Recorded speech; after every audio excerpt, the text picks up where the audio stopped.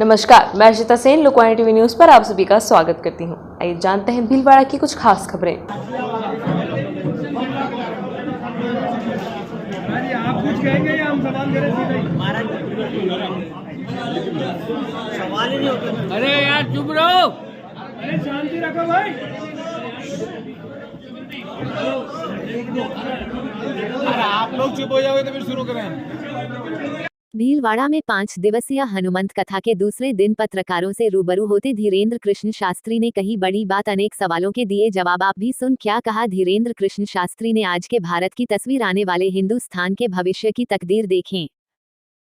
कृपा परशुरामश्चा सप्तैते चिरजीवना रामाय रामभद्राय रामचंद्राय वेदशे रघुनाथाय नाथाय श्री सीताय पतये नमः। भारत माता की जय, बागेश्वर धाम की जय, श्री टेकरी वाले हनुमान जी की जय, सामरिया सेठ की जय, श्रीनाथ जी की जय, राजस्थान की पावन भूमि की जय, वीरों की भूमि की जय, सभी पत्रकार बंधुओं की जय। शास्त्री जी सौभाग्य है हमको भीलवाड़ा की पावन भूमि, जिसे वस्त्रों की नगरी कहते हैं, ऐसी वस्त्रों की नगरी में जो संतों की भी नगरी है, जो मंदिरों की भी नगरी है, प्राचीन नगरी भीलवाड़ा में हमें आने का सौभाग्य मिला। कल से 5 तारीख से 5 नवंबर से अनवरत 10 नवंबर तक श्री हनुमंत कथा का यहाँ भव्य और दिव्य आयोजन है। टेकरी सरकार सेवा समिति के सभी सदस्य और पूज्य श्री काठिया बाबा महाराज जी, जो श्री जी की संप्रदाय के आचार्य हैं, उनके प्रतिनिधित्व में यह 5 दिवसीय हनुमान कथा का आयोजन हो रहा। इस कथा का उद्देश्य सिर्फ इतना है, भारत के हिंदू जात पात में न बट करके हिंदू एक होवे एवं पिछड़े और बिछड़े लोगों को आगे आने का मौका मिले, राष्ट्र समृद्ध होवे और साथ ही साथ आध्यात्मिकता का प्रचार इसलिए प्रचुर मात्रा में होवे ताकि वर्तमान में जो काटने की पद्धति का नारा दिया जा रहा है, वर्तमान में जो काफिर कह करके एवं हमारे देवस्थानों को बार बार प्रदूषित किया जाता, हमारे सनातनी त्योहारों पर बार बार उंगली उठाई जाती है, उनको ठीक से समझ में आ जावे और हिंदू राष्ट्र घोषित हो जावे। इसी ध्येय को लेकर ये कथा है। शेष जिसकी जो खुजली हो बोल सकता है। ये रक्षा करने की आवश्यकता सबको है और ये केवल संघ का दायित्व नहीं है। भारत में रहने वाले प्रत्येक व्यक्ति का ये अधिकार है, संवैधानिक अधिकार है कि हमें अपने उसूलों की, अपनी संस्कृति की, अपनी खुद की, अपने परिवार की रक्षा करना है। इसके लिए वैज्ञानिक तरीके से, कानूनी तरीके से सरकार हमको शस्त्र का लाइसेंस भी देती है कि आप अपनी आत्मरक्षा कीजिए, ये शस्त्र रखिए, उसका लाइसेंस भी देती है। तो केवल जो है संघ नहीं, संघ के साथ साथ अब प्रत्येक भारतीय सनातन हिंदुओं को माला और भाला दोनों रखने की आवश्यकता है। और उन्होंने जो कहा कि संतों की रक्षा के लिए स्वयं सेवक बैठेंगे, बहुत अच्छा है, हम स्वागत करते हैं। धन्यवाद। 4 जुलाई को ऑलरेडी हमने घोषणा की थी कि हम इस देश में जात पात, ऊंच नीच, भेदभाव, छुआछूत को मिटाने के लिए, पिछड़े और बिछड़े लोगों को गले लगाने के लिए पैदल जाएंगे और 160 किलोमीटर की पदयात्रा करेंगे और भारत के पिछड़े और बिछड़े लोगों को गले लगाएंगे 21 नवंबर से 29 नवंबर तक। मंदिर विदेशों में नहीं खोले क्योंकि हमारा धर्म पूजन के लिए गए, दर्शन के लिए गए, वहां के विदेशों के मंदिरों की संस्थाओं को बढ़ावा देने के लिए गए और जाते भी हैं और जाते रहेंगे।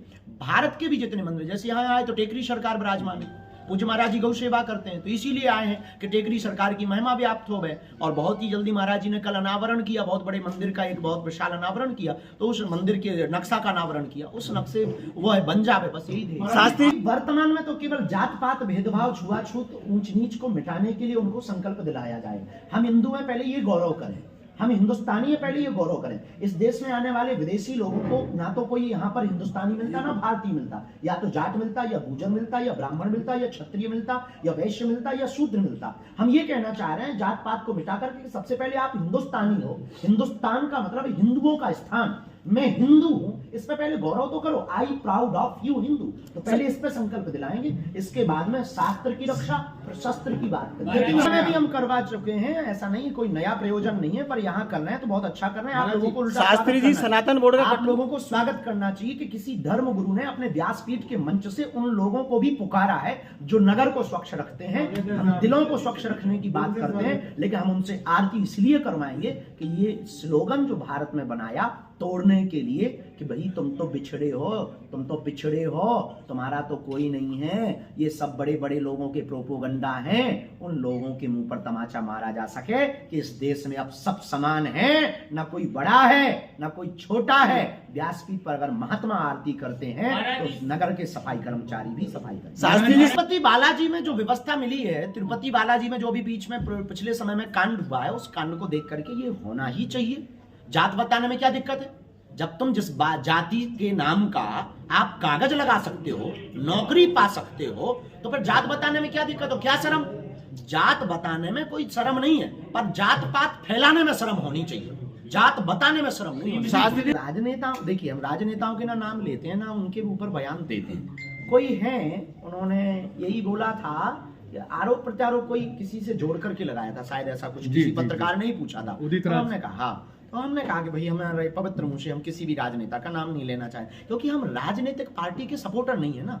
हमें किसी पार्टी को वोट नहीं दिलवाना ना। दलित से जोड़ दिया जी नहीं, हम किसी भी पार्टी के सपोर्टर नहीं, हम किसी को भी वोट नहीं दिलवाना चाहते। वो चूंकि नेता विधायक हैं, और हम अगर नाम लेंगे तो वो बड़े बन जाएंगे, या हमारे उस वीडियो क्लिप को काटकर कुछ भी जोड़कर वो वोट मांगेंगे। कल के दिन AI का इतना बड़ा जमाना हो गया, उसको ट्रोल करेंगे या फिर वोट मांगेंगे। तो हमारा उद्देश्य सिर्फ इतना है, हम किसी पार्टी के नहीं, हमारी खुद की पार्टी है, उसका नाम बजरंगबली है, उसका निशान मुकद्दर है, उसका नारा जो राम का नहीं वो किसी काम नहीं। राजनीति चलती है, राजनीति से धर्म नहीं चलता है। राजनीति में अगर धर्म नहीं है तो राजनीति अंधी है। लेकिन एक बात हम बहुत स्पष्ट रूप से बता दे, राजनीति होनी चाहिए, पर राजनीति में धर्म का उपयोग वोट बैंक के लिए नहीं किया जाना चाहिए। ये सबसे बड़ा इस देश का दुर्भाग्य है कि राजनीति का सपोर्ट, धर्म का प्रयोग इस देश के राजनेता अपनी रोटियां सेकने के लिए। राजनीति में जाने का कोई विचार या कोई अभी तो नहीं है, आगे आप कुछ बनवाने का बोलो अगर अपनी दम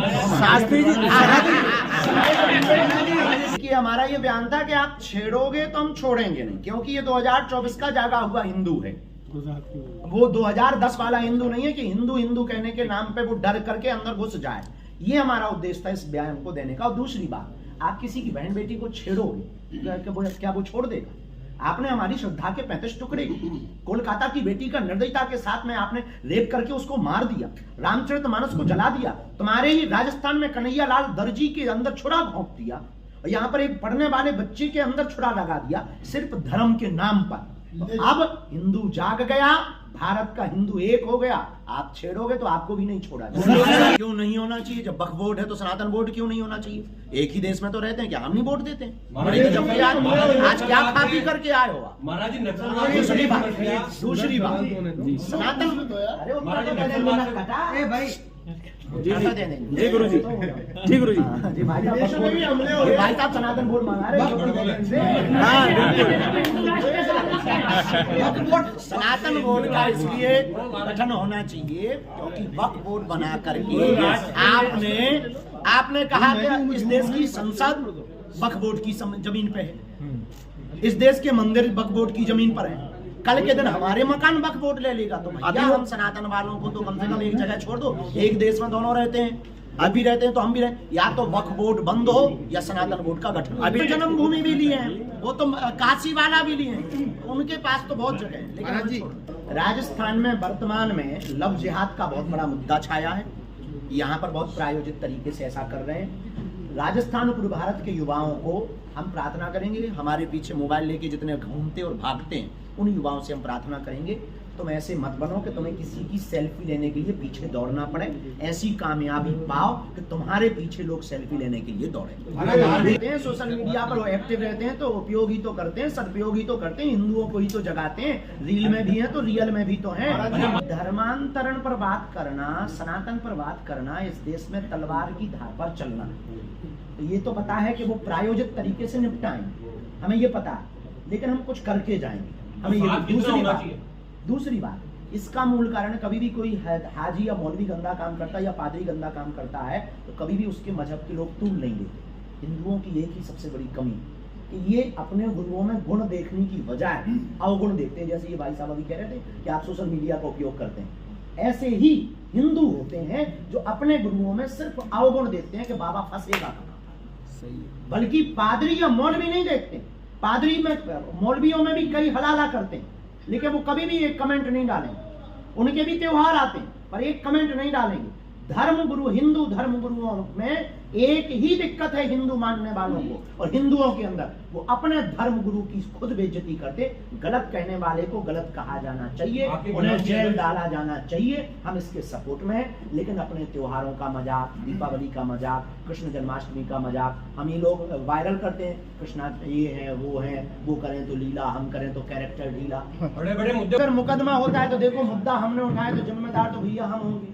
अब जो होगा सो देखा जाएगा, पर इस देश के 100 करोड़ हिंदुओं पर हमें भरोसा है, क्योंकि हम अपने लिए नहीं लड़ रहे, अपने लिए लड़ रहे। हम अपने लिए रात दिन एक नहीं किए। आज हमारा परिवार घर से बाहर नहीं निकल पाता। अभी 10 दिन पहले 3 शूटर पकड़े गए घर के बाहर में, आपकी ही न्यूजों ने दिखाया। 3 लोग पकड़े गए, कट्टा लेकर के पकड़े गए। हमारा परिवार अकेला नहीं चल सकता, हमारा भाई अकेला नहीं जा सकता। इनके लिए फंड आता PFI से, विदेशों से फंड आता है, और ये प्रायोजित तरीके से अपनाते हैं। हम 1-1 रुपया कथा का जोड़ करके, कभी धर्म घर वापसी के लिए, कभी मंच लगाने के लिए, कभी कोई बेटी की शादी के लिए लगाते हैं। तो हमें तो 100 करोड़ हिंदुओं पर भरोसा है। गलत होगा भी तो स्वीकार है उसकी इच्छा। हम इतना वचन दे सकते हैं आपकी मीडिया पर, ऐसा कोई कृत्याकांड नहीं करेंगे कि हिंदुओं को नीचे देखना।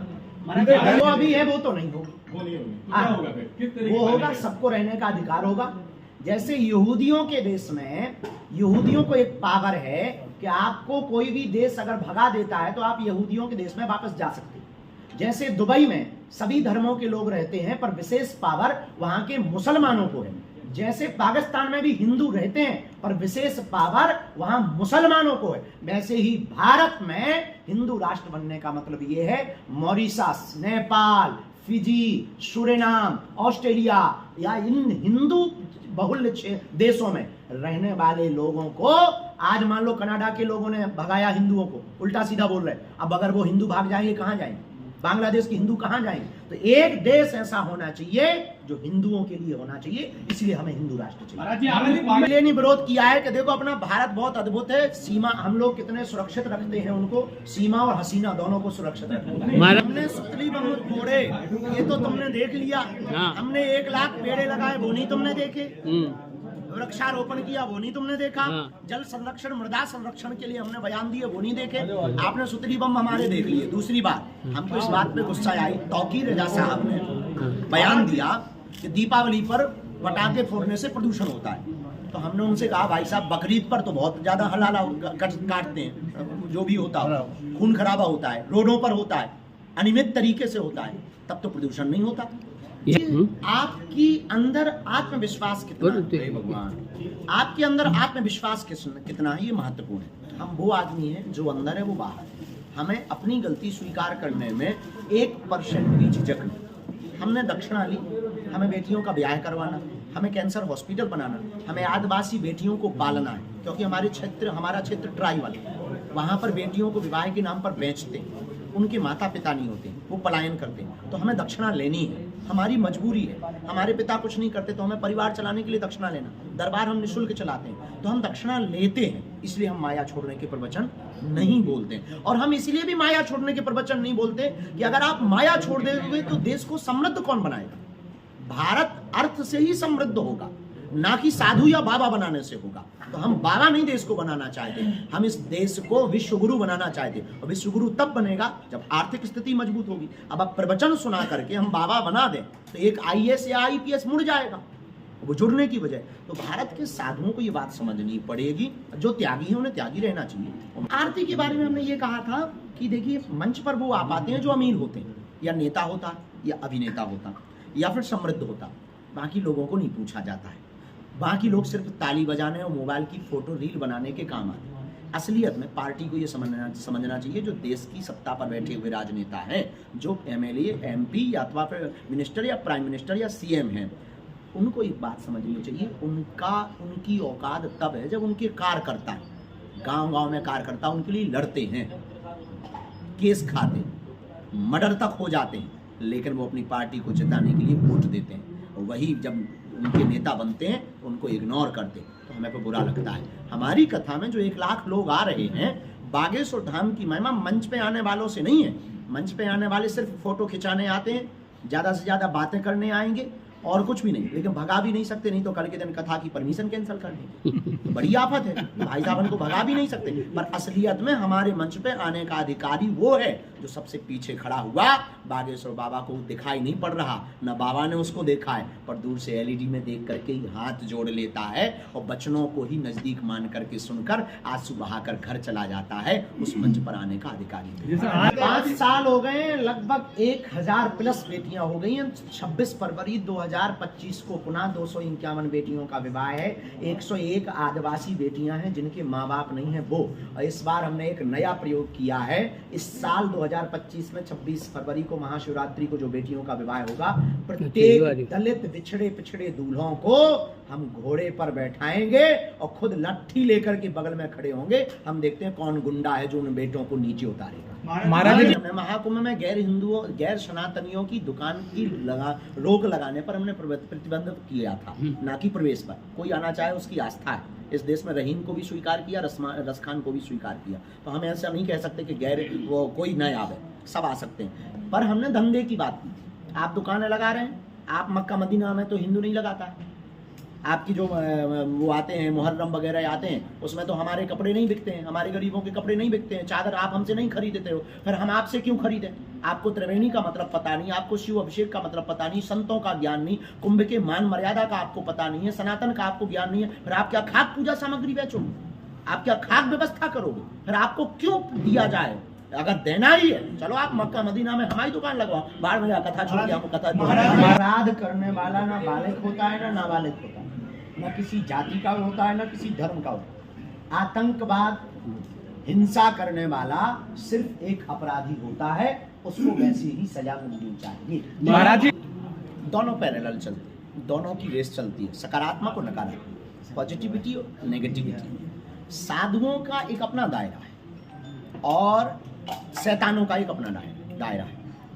धर्मात्मा और अधर्मात्मा दोनों अपने अपने दायरे से काम करते हैं। पहले भी ये होता था, अंतर इतना था, पहले मीडिया नहीं था तो बातें पता नहीं लगती, अब व्यापक रूप से पता लग जाता है। दूसरा, साधुओं का वो महत्व घट रहा, हम ये तो नहीं कह सकते, इतना कह सकते हैं कि लोग सत्य सुनना नहीं चाहें।